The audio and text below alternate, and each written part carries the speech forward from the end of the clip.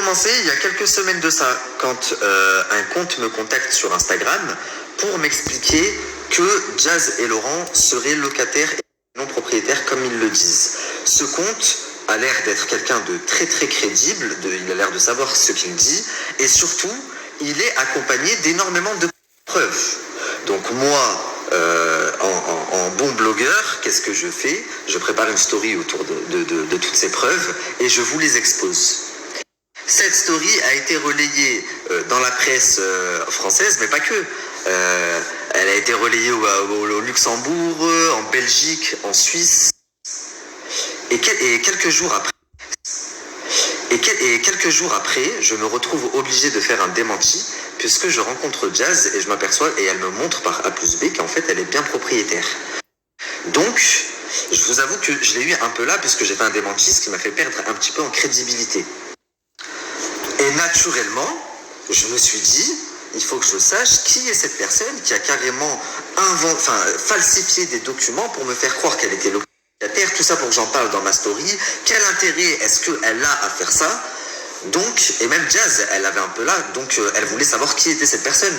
Donc Jazz lui a fait un piège. Écoutez bien, je recontextualise, je sais que ça fait 2 jours que ça vous le savez et que je vous le dis, mais c'est parce que là, je vais parler accompagné de preuves. Je vais vous mettre enregistrement vidéo tout à l'appui, ok? Donc voici le compte qui m'avait contacté. Ça, c'est la femme qui travaille à l'agence immobilière. Alors écoutez bien parce que cette femme-là, elle a un rôle très très important. Bien sûr, elle a créé un faux compte, Isabelle. En vrai, elle ne s'appelle pas Isabelle, elle s'appelle Joëlle. Donc, elle me dit bonjour, j'ai quelque chose qui pourrait sûrement t'intéresser. Elle m'envoie le document qui dit, donc elle me dit appelle telle agence, fais-toi passer pour un acheteur, tu verras que ce que je dis c'est vrai. Elle m'envoie toutes les informations concernant la villa de Jazz. Voici le mail qui confirme la vente de la villa, comme quoi donc sa maison est bien mise en vente. Enfin bref, en aucun cas mail officiel. Donc voilà. Vous voyez bien que la meuf elle est déterre quand même. Fais-toi passer pour un potentiel acheteur, tu auras les mêmes infos. Elle m'envoie carrément, elle est tellement déterre qu'elle va jusqu'à devant chez eux après le travail pour prendre en photo. D'ailleurs, il y avait la hijabeuse décapotable devant chez eux pour prendre le numéro et me dire, tu vois, c'est le même numéro que sur la feuille que je t'ai envoyée, c'est bien chez eux, la maison, elle est en vente, etc. C'est leur voiture devant. Donc la meuf déterre, hein, elle va jusqu'à devant pour prendre en photo. Je me dis, putain, ok, super. Je lui dis, mais pourquoi tu fais ça? Elle me dit, parce qu'on en a marre de la voir s'inventer une vie et tout. Je dis, ok, mais c'est quand même chelou pour une femme qui travaille dans une agence immobilière. La meuf, elle a tellement la haine contre eux, mais c'est bizarre, pourquoi une femme qui travaille dans une agence immobilière, là où Jazz a acheté sa maison en plus, aurait la haine contre des clients. Elle me dit, regarde, leur montre aussi c'est une fausse, ils l'ont acheté là, je sais pas quoi, nanana, tu peux les griller. Enfin bref, elle m'envoie vraiment plein de trucs pour que je me mette sur les côtes de Jazz et Laurent. Alors là, je suis toujours dans le recontexte. Hein. Écoutez bien, j'ai pas encore commencé l'histoire.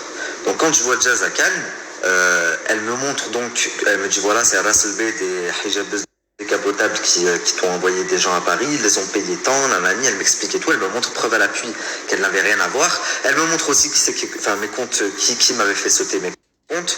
De là, elle me dit qui c'est qui t'a dit soi-disant que j'étais locataire et tout machin. Et moi je lui montre, je lui dis bah voilà, c'est tel compte, tel machin. Elle me dit c'est quand même un truc de fou. Elle me dit je pensais que c'était toi le fou qui avait falsifié des documents et tout. Elle m'a dit mais en fait il y a des gens qui sont vraiment tarés. Elle me dit cette personne je connais ni d'Adam ni d'Ève, c'est bizarre. Et je dis bah regarde, c'est une femme qui travaille dans l'agence. Elle me dit mais quel intérêt une femme qui travaille dans l'agence a à faire ça? Je lui dis je sais pas, c'est vrai.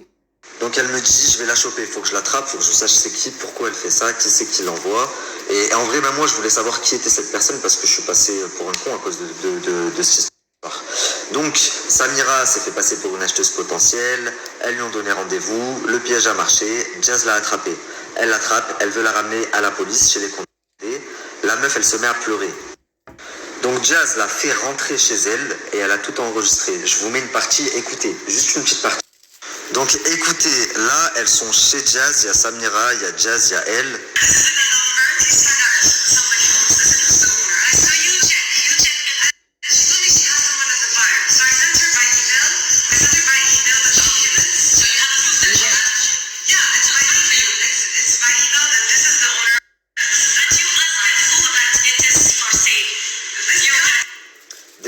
ceux qui comprennent pas l'anglais, mais la partie, la partie que je veux vous faire écouter, je vais vous la traduire.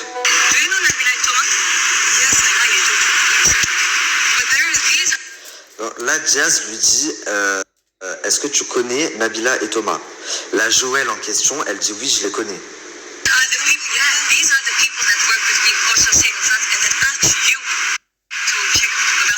Jazz, elle dit ah oui, ce sont des gens qui font le même métier que moi en France et qui t'ont demandé de vérifier par rapport à ma maison. Joël répond oui.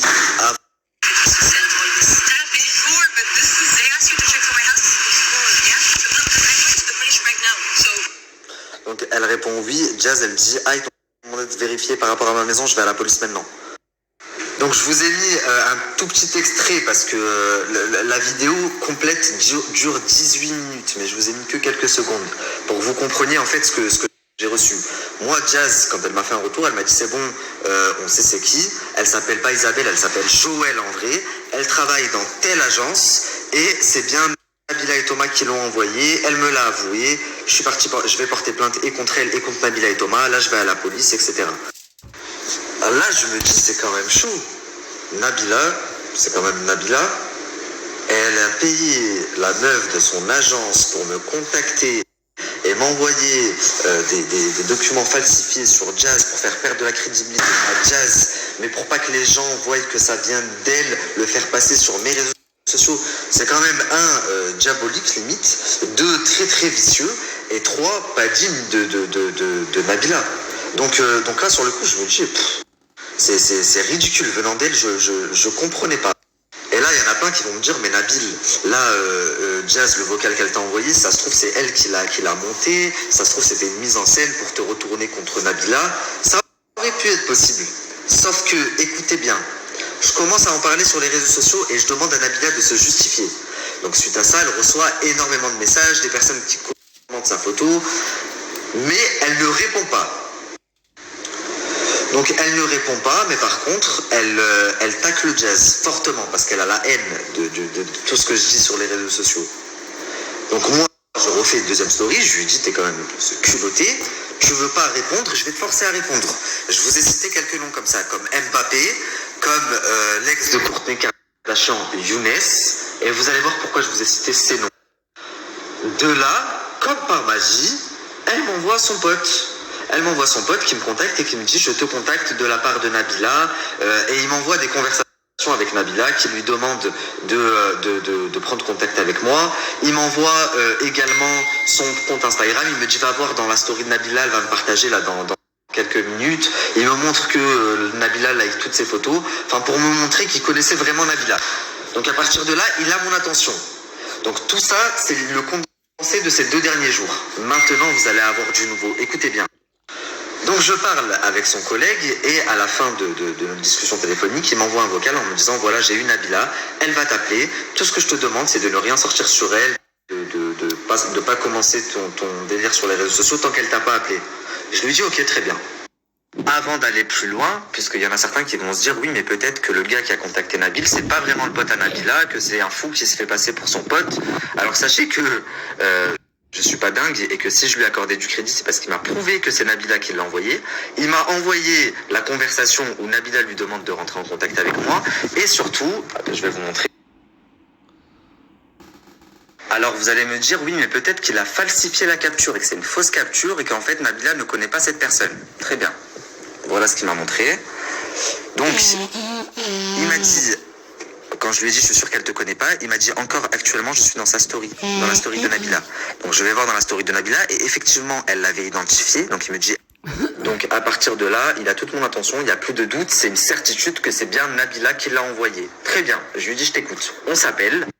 Donc à partir de là, il a toute mon attention, il n'y a plus de doute, c'est une certitude. Et donc pendant notre conversation hier, il a fait une grosse boulette, le pote à Nabila, et il a grillé sa pote.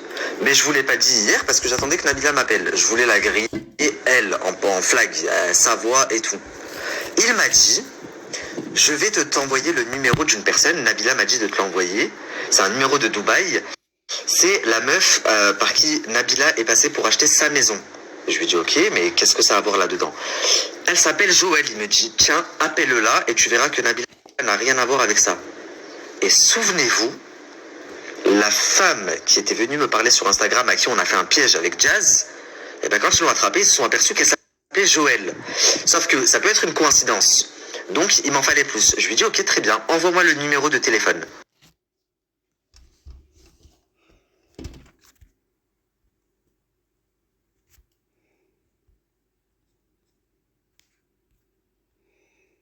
Donc qu'est-ce que je fais? J'enregistre le numéro qu'il m'envoie pour voir déjà si la fameuse Joël a WhatsApp. Vous savez, sur WhatsApp, on a une photo de profil. Et surtout pour voir si elle avait une photo de profil. En enregistrant le numéro, je m'aperçois que effectivement, elle a une photo de profil. Et voici la Joël en question. Donc ça, c'est la meuf qui s'est crue maline et qui m'a contacté sous un faux nom, Isabelle soi-disant sur Instagram, pour que je colporte de fausses informations à l'encontre de Jazz. C'est elle. Ok. Donc là, je me dis, attends, c'est pas possible. Soit ils sont teubés, soit ils ont pas fait exprès, mais ils viennent de se griller. Je sais pas s'ils s'en rendent compte.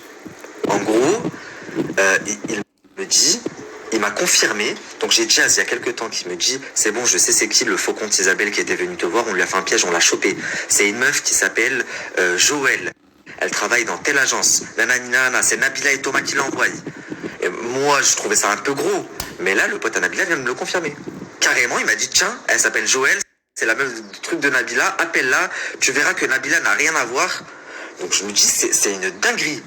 Bon, pour être sûr, je capture sa photo et je l'envoie à Jazz. Je lui dis, c'est bien cette personne que vous avez attrapée là il y a quelques semaines?